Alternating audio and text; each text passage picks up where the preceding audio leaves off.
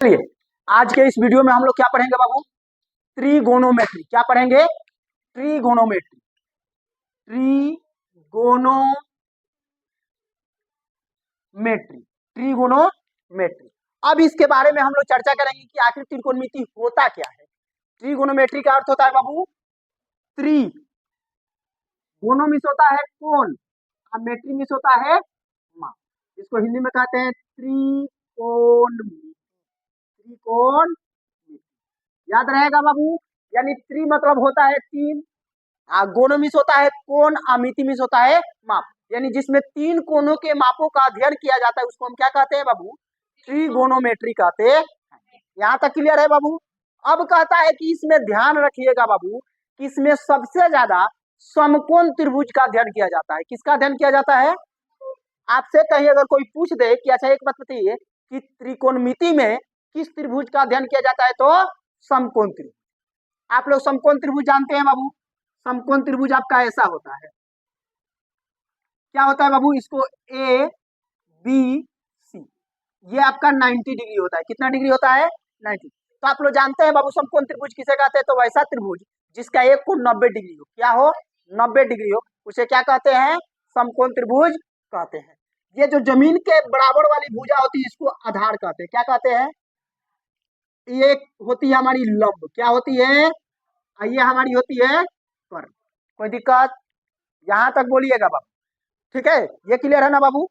चलिए अब क्या कहता है इसमें, अब आपसे पूछा जाता है कि जो त्रिकोणमिति है इसमें कितनी निष्पत्तियां होती है बाबू?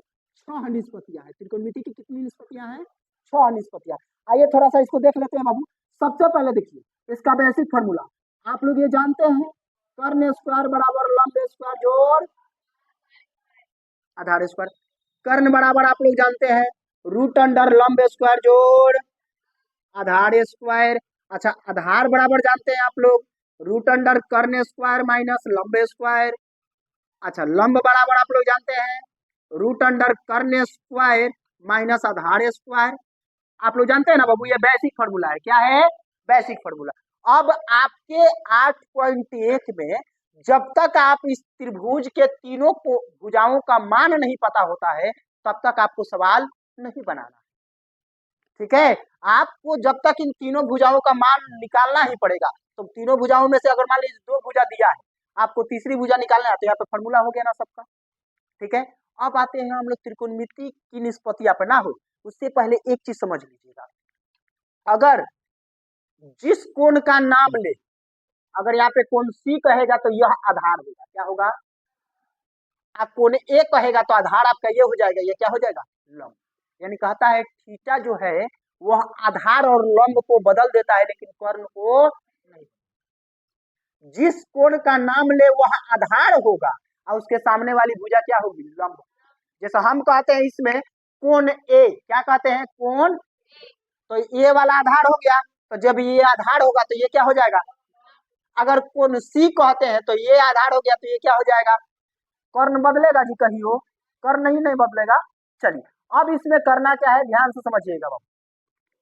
अब त्रिकोणमिति की 6 निष्पत्तियां होती है, तो 6 निष्पत्तियां के बारे में हम लोग जानते हैं। पहले होती है साइन थीटा। साइन थीटा का उल्टा होती है कोसेक थीटा। क्या होता है? दूसरा होता है कोस थीटा। कोस थीटा का उल्टा होता है, तीसरा होता है टेन थीटा। टेन थीटा का उल्टा होता है कोट थीटा। ये तो आप लोग जान गए बाबू। अब इनका फॉर्मूला जानना है। क्या जानना है बाबू? फॉर्मूला। तो पहले हम लोग हिंदी में जानते हैं, ठीक है? तो एक चीज आप लोग याद रखिएगा, एल ए एल, लाल बट्टा कक्का। लाल बट्टा, ये आपका पहला साइन का हो जाएगा, ये दूसरा आपका कोस का हो जाएगा, तीसरा आपका टेन का। याद रहेगा ना बाबू? चलिए तो साइन थीटा का एल मतलब क्या होता है? एल माने, आप एग्जाम में मत लिखिएगा ये वाला, माइंड में अपने रखिएगा। आप एग्जाम में हिंदी का प्रयोग करिएगा। याद रहे ना बाबू? हाँ। ए मतलब होता है आधार, के मतलब होता है। अब बताइए पहला साइन थीटा। साइन थीटा का क्या होगा? एल बटा के यानी लंब बटा, चलिए बहुत अच्छा। चलिए कोस थीटा, तो आधार बटा आधार बटा, चलिए तीसरा आते हैं टेन थीटा, लंब बटा लंब बटा कौन होगा कि आधार होगा जी? लंब बटा। क्लियर है बाबू? हमने क्या कहा? साइन का उल्टा है कोसेक थीटा। उल्टा है ना बाबू, तो क्या करें, साइन के फॉर्मूला को उलट दे, क्या उलट दे, तो क्या हो जाएगा ये कर्ण बटा, अच्छा इसका यह उल्टा है तो इसको उलट दीजिएगा, कर्ण बटा इसका उल्टा ये है तो आधार बटा, यहाँ तक कोई दिक्कत है बोलिएगा। यही आपका बेसिक निष्पत्तियां होती है, याद रहेगा ना बाबू, बोलिए हाँ ना में जवाब दीजिए केवल इससे। ठीक है, अब आपके 8.1 में इससे ज्यादा सवाल आपका नहीं है, मात्र इसी फॉर्मूला का उपयोग करके आप 8.1 में बना सकते हैं। अगर हम एक सवाल की चर्चा करें तो आप लोग को एक सवाल हम बना के बता देते हैं। जैसे कहता है बाबू कि त्रिभुज एबीसी में कोण बी समकोण है, कोण बी क्या है हमारा, ए बी बराबर 24 है या बी सी बराबर 7 है, तो अन्य इसका ज्ञात करना है। मान लीजिए कि अगर हम कह दे, छोड़िए किताब पे छोड़िए, हमने आपको एक ऐसा सवाल दिया, ये हो गया ए बी सी, ये 90 डिग्री है, क्या है, मान लीजिए कि अगर इसका मान अगर हम 3 कहते हैं, क्या कहते हैं बाबू, और इसका मान हम 4 कहते हैं, और तब हम कहते हैं कि इसका कर्ण निकालिए, तो कर्ण निकालने के लिए आपको फॉर्मूला पता है बाबू, ये लंब है ना, लंब ये है, आधार ये है, तो आप कर्ण के लिए ये फॉर्मूला अप्लाई कर सकते हैं। कर्ण बराबर आप क्या लिखेगा, रूट अंडर लंब, तो लंब का होगा 4 का स्क्वायर प्लस 3 का स्क्वायर, 4 चौका और 3 त्रिका 9, 25 का वर्ग करिएगा तो आगे आपका। अब अगर कह दे तो तीनों भुजा मालूम हो गया, अब कह दे कि साइन थीटा का मान ज्ञात करें, किसका ज्ञात करें, थीटा, ध्यान से देखिएगा अभी नाम किसी का नहीं ना दिया है, थीटा, तो जैसा फिगर है वैसे ही रहने, कोई दिक्कत। अब बताइए साइन थीटा का फॉर्मूला बताइए, लंब बटा, तो लंब कितना है इसका, कर्ण कितना है, कर्ण 3 है जी कि 5 है, तो अब सेंटीमीटर आएगा तो सेंटीमीटर जो रहेगा, कोई दिक्कत।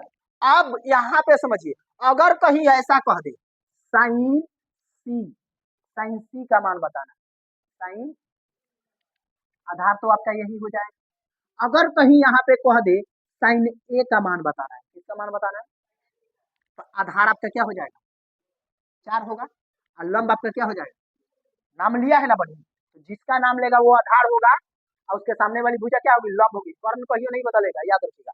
तो साइन ए, तो हम साइन थीटा का फॉर्मूला क्या जानते हैं, लंब बटा कर्ण, तो है आधार होगा, तो लंब कितना हो गया बाबू 3, और कर्ण कितना हो जाएगा, कोई दिक्कत, इससे बाहर आपका इसमें 8.1 में कोई सवाल नहीं। ठीक है, तो आप लोग इसी सब फॉर्मूला पहले इसमें से जो भी भुजा न दिया रहेगा ये सूत्र लगाकर उस भुजा का मान निकालिएगा, जब त्रिभुज की तीनों भुजा आपको मिल जाए तब आप देखिएगा साइन थीटा कह रहा है तो साइन थीटा, कॉस थीटा कह रहा है तो कॉस, कोई दिक्कत। चलिए दोस्तों, आज हम लोग त्रिकोणमिति का 8.3, 8.2 और 8.3 लेसन के सूत्र को पढ़ेंगे।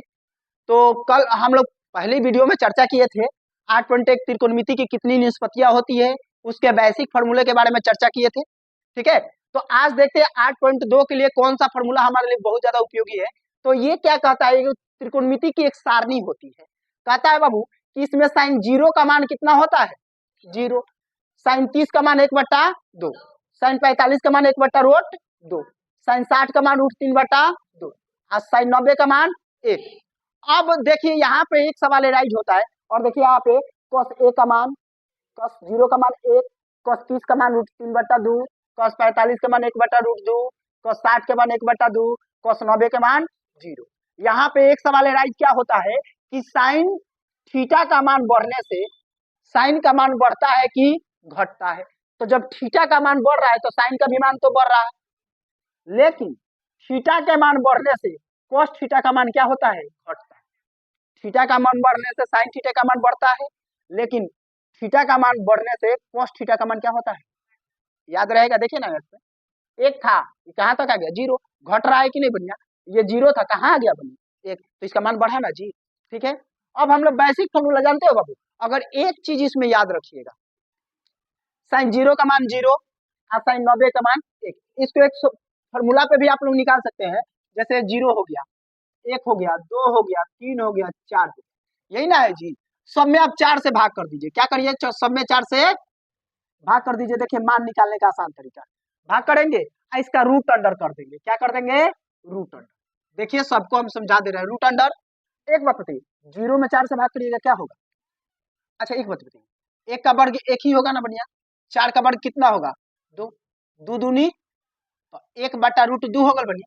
है देखा √3। 4 के वर्ग कितना होई? है देखा 4 से 4 कट जैते जी, कितना आंसर आए? देखा तो यह मनवा है देबा ऊपर में है। ये आप शॉर्टकट फार्मूला